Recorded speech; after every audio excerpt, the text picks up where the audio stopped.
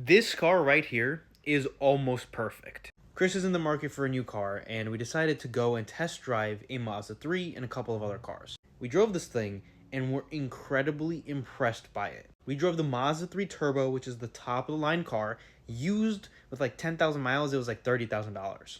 This car right here is so close to being great, and I don't understand why Mazda doesn't do it. And what I mean by that is this right here, all-wheel drive, turbo, doesn't come in manual. Base model, front-wheel drive, non-turbo comes in manual. The automatic transmission in the turbo all-wheel drive, which is what we drove, is good, but it's missing something. What is it missing? A little bit of engagement. The car handles good, it has a lot of space, it has a decent amount of pep to it, all-wheel drive is awesome, but it's missing a manual. And the other thing it's missing from the automatic is paddle shifters. I drove an Elantra N the other day. Personally, I think this would be one of the best cars on the market if they simply were to just add a manual transmission option to the all-wheel drive turbo.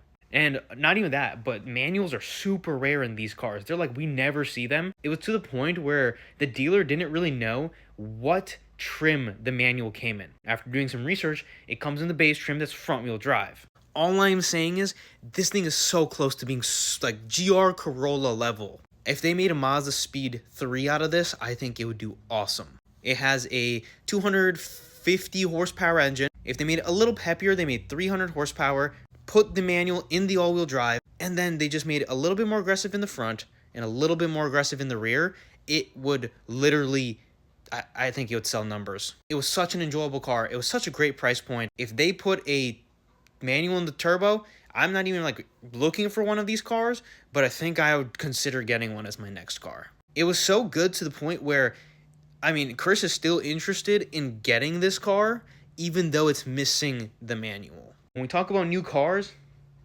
it's pretty good, and I gotta give Mazda their credit. But just put a manual in it, please.